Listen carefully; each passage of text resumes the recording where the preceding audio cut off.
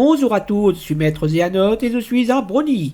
Ça veut dire être fan de My Little Pony, particulièrement de la 4e génération My Little Pony, l'amitié c'est magique. Les 3 autres générations aussi leurs fans, mais en nombre beaucoup plus restreint. Et après des années et des années d'attente et un petit retard dû à crise sanitaire mondiale, la 5e génération a démarré avec le film My Little Pony Nouvelle Génération, sorti le 24 septembre 2021 sur Netflix et produit par Hasbro. Ce n'est pas la première fois qu'ils font des films avec leur licence phare. Il y a déjà eu Mon Petit Poney le film, sorti en 1986, qui n'était franchement pas terrible mais ça s'est regardé.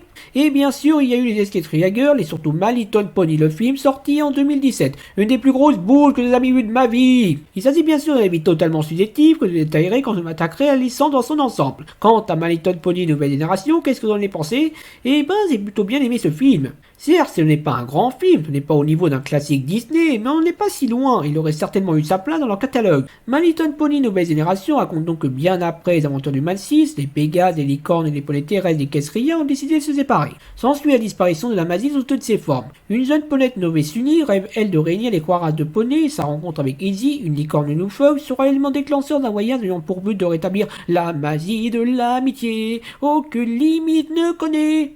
Pour commencer, soyons francs, le nouveau groupe de héros, c'est des versions V2 du Man 6. Sunny, la Twilight du groupe, en bien moins névrosée, et le parallèle est encore plus évident avec ce qui se passe à la fin. Je trouve qu'elle est une bonne liseuse, qu'on a envie de suivre à l'aventure, et son idéalisme est assez contagieux.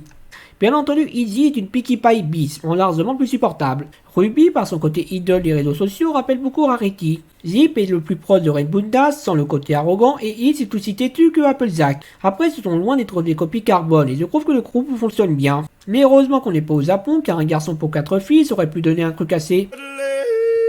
Bien que je n'ai pas le moindre doute sur le fait que les fans imagineront une bonne demi-douzaine de combinaisons de couples possibles. J'en ai moi-même de croix en tête. Et on n'a pas d'équivalent à Future Sky, et heureusement on se tape pas un boulet du genre de Spike. Bon, je déteste pas Spike, mais il faut avouer que les épisodes centrés sur lui étaient loin d'être les meilleurs. Sauf un. Côté méchant, on est loin des grands noms de la génération 4, comme Tyrek et son bras, voire Staline Glimmer.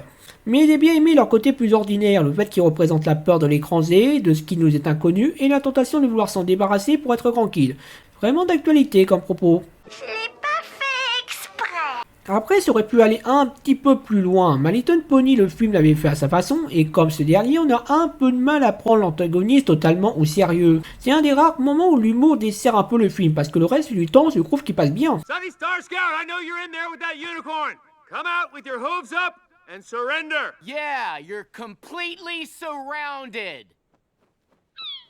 Je ne suis certes pas mort de rire, mais ça fait sourire. Et je n'ai pas constaté de moment où l'humour était débile. Après, j'admets que je suis assez bon public. Du côté des chansons, on reste dans la tradition de la licence. Aucune n'est méga marquante en soi, mais elles jouent bien leur rôle dans l'histoire. Et désolé pour les Pro VF, mais elles sont meilleures en VO. Quant à l'animation 3D, même si j'avoue qu'au début j'étais un brin inquiet, je me suis vite dit qu'il fallait attendre de voir ce que ça allait donner à l'écran. Et le résultat est bien, que ce soit du côté du design des personnages, des nouveaux environnements ou de l'animation. Concernant les liens avec la Z4, ils sont assez tenus. On retrouve certes les 3 races de poneys, on sait que le Man 6 a existé, et il y a intérêt que ça soit il y a très longtemps, sinon j'aurais des questions à poser à Twilight sur comment elle s'est débrouillée pour que les 3 races de poneys soient séparées. Je me doutais qu'elle serait pas très brillante comme dirigeante, mais à ce point-là, on a quelques clins d'œil comme les Wonderbones et bien sûr la scène de fin. Mais à part ça tient du clin d'œil. Rajoutons quelques petites incohérences comme par exemple pourquoi on recherche des cristaux et pas les éléments d'harmonie, et je me demande bien où sont passés les dragons, griffons, sirènes, yak, etc. ainsi que le Star Discord. Mais je suppose que c'est les munitions qu'ils ont gardées pour la suite. Bref, My Little Pony Nouvelle Génération est un excellent départ pour la génération 5. On aurait certes pu aller un peu plus loin niveau maturité, et il faut avouer que ça russe un peu vers la fin, mais je trouve que c'est de loin le meilleur film My Little Pony. En partie parce que les autres ne sont pas terribles, mais ça reste quand même le meilleur film. Et qui sait, peut-être qu'il va faire gagner à Netflix l'Oscar du meilleur film d'animation 2021. On peut toujours rêver, non? La magie de l'amitié, aucune limite ne connaît. La magie de l'amitié, plus forte que l'humanité. La magie de l'amitié, surpasse les ténèbres. La magie de l'amitié, plus forte que nos différences. La magie de l'amitié, la véritable lumière. Allô, monsieur Biden? Je voudrais vous informer que je vais acquérir Hasbro.